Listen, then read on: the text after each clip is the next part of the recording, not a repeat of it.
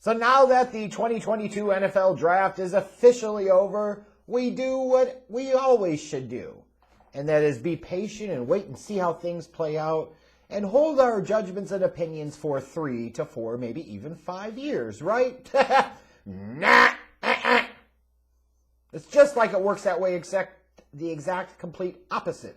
Because that, honestly, is absolutely no fun. To those that want to be Petey Poopy Pants and saying, oh, how could you grade them? You know, shut up. This is part of the deal. It goes with the draft. Like, one fun is it to just sit there and wait back and see how it plays out. It's much more fun to be bold and go on record and sometimes be right and sometimes be absolutely ass wrong. If you can't handle that, tough shit.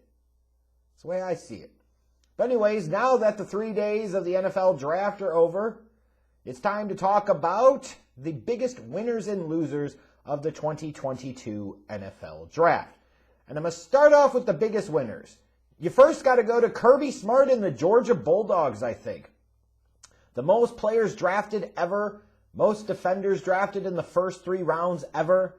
If you're a program and you're trying to compete in the same conference as Alabama, and you're trying to establish your place at being at that level of the pecking order, which you're not at yet, even though you did just win the national championship, this is a great recruiting tool, arguably the greatest recruiting tool you can have.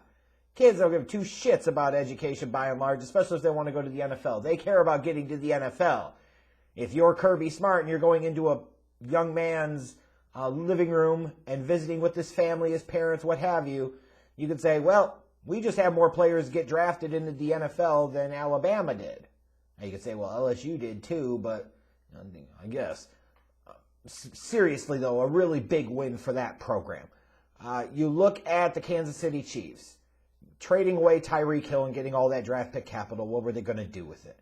Well, turning it into Trent McDuffie and George Karlaftis in round 1. This is a way you could say, hey, you send off Tyreek Hill. You don't want to pay him the massive money. Get a first-round pick from that. Now you have 2 first-round picks. You have other draft capital. It's a chance to kind of remake and balance out your team a little bit. And that's what they did here.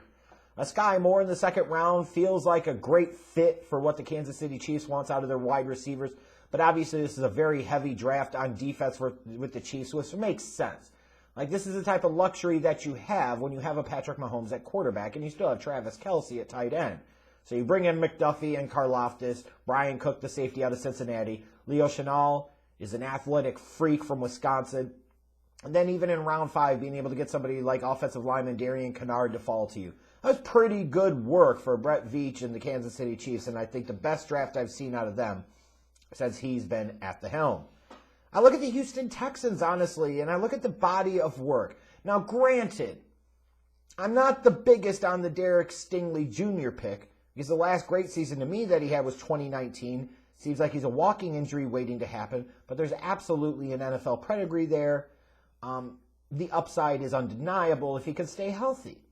Kenyon Green, not a great athlete, but a day 1 starter and should be a high-end starter at guard. Jalen Petre is a perfect fit for Lovie Smith as that cover 2 safety.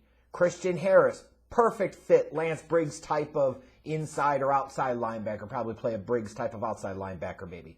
Mechie the third, granted, you had the knee injury you talk about here, but they just needed players, they needed talent. I thought the Houston Texans did well for themselves in this one draft to bring in guys, that are likely to contribute and contribute pretty quickly. I look at the Baltimore Ravens, and they're a perfect example of a team that just, in general, stays pretty patient and allows the draft to come to them, allows the players to fall to them, the board to fall to them. They don't get too carried away with it. Like, you're really good at the draft game when you can always anticipate teams are trading up right in front of you because they're thinking you're going to take that guy. And you may or you may not be. When you look at the way this draft played out, they were able to get Kyle Hamilton at 14.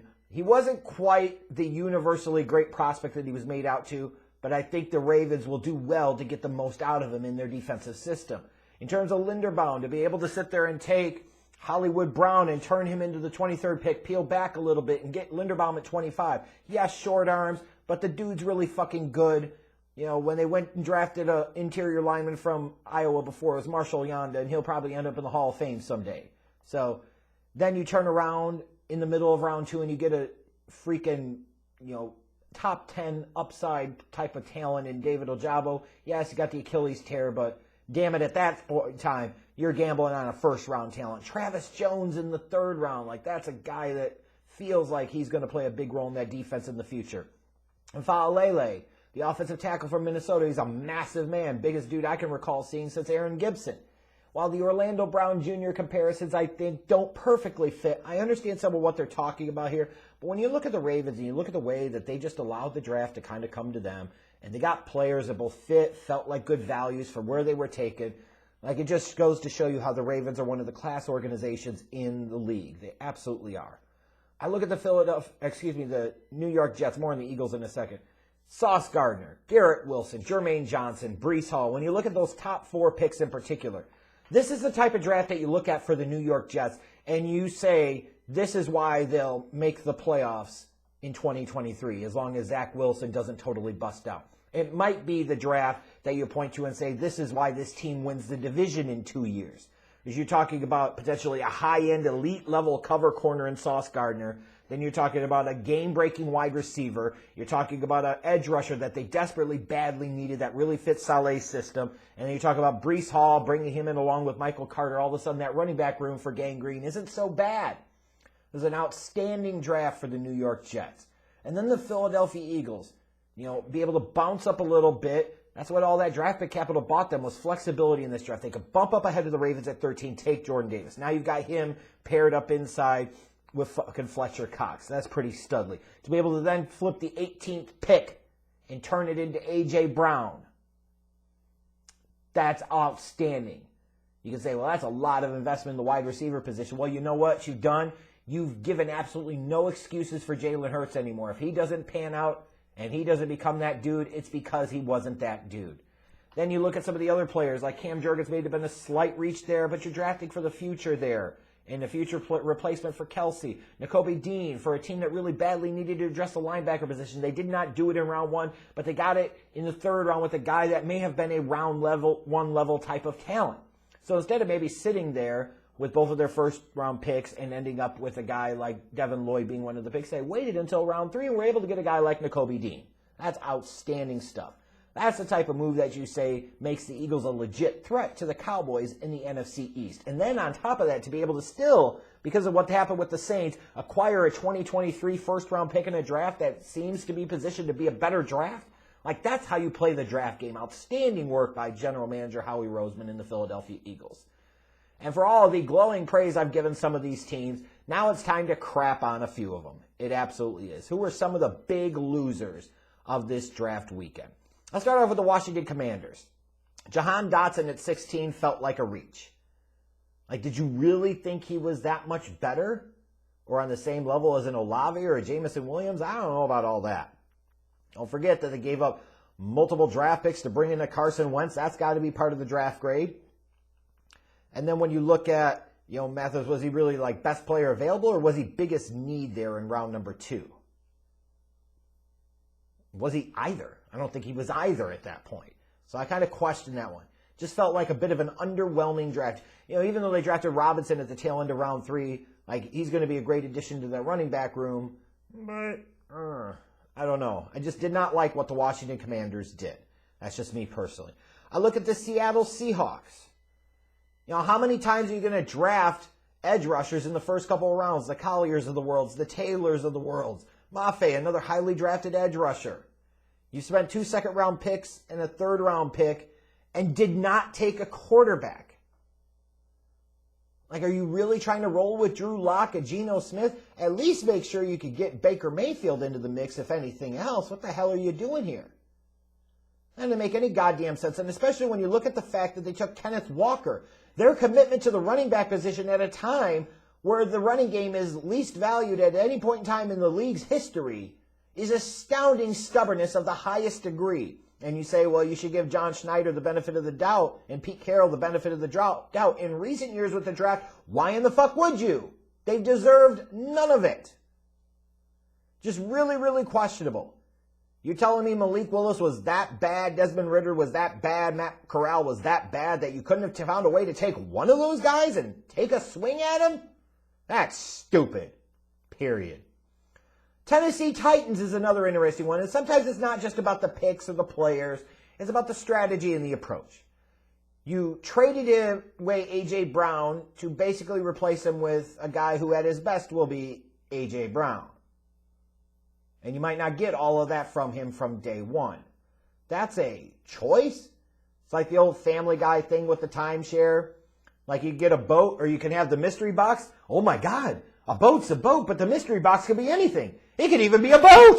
That's what it feels like we're talking about here. I saw some people tweet about that. That felt so appropriate. Another highly drafted corner, in this case, Roger McCreary.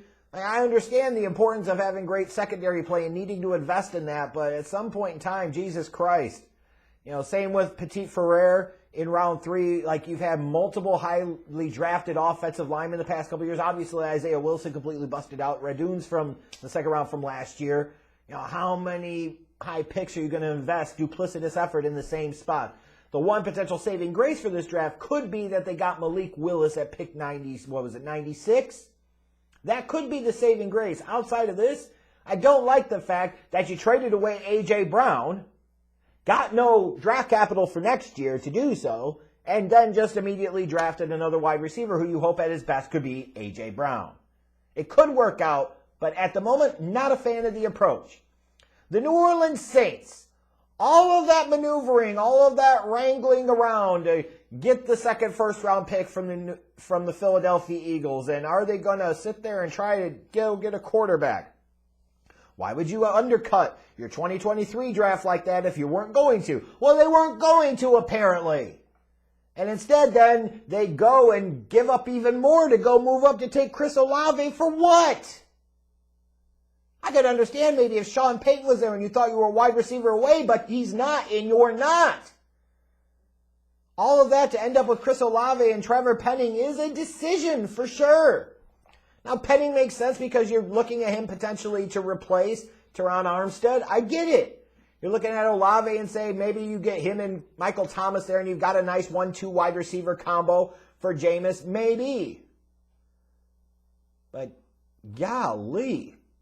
Some of the Saints' choices in terms of the draft and trading up in recent years have been questionable at best. See the Marcus Davenport shit from a few years ago. Why would you give up a future first-round pick when it didn't really feel like you needed to here? I just don't like the approach. Again, it's not always just about the players in terms of whether or not you like a team's draft. Sometimes it's about the approach, the strategy, the execution, the philosophy. Which brings me to the Jacksonville Jaguars. You spent the first overall pick last year on Trevor Lawrence. And I'm not saying it's totally his fault, although frankly I always thought he was a bit overrated. The reality is he fucking sucked last year. Again, he was saddled with Urban Meyer, shitty team around him, blah, blah, blah. All of that is absolutely true.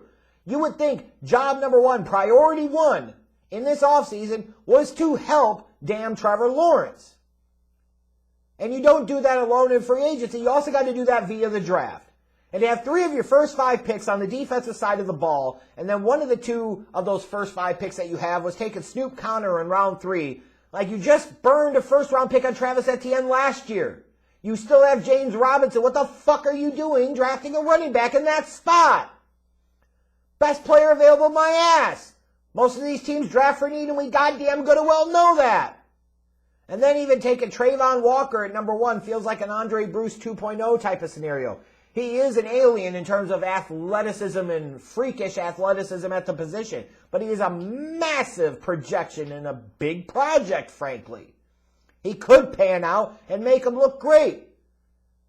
But I still come back to saying, same thing with Devin Lloyd at 27. They traded up to get Devin Lloyd. Devin Lloyd is a stud to me. Day 1 starter and a damn good one. Quarterback of your defense type of guy. But how do these picks help Trevor Lawrence? They don't.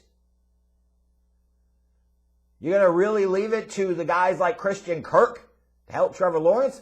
Whew. Good luck with that.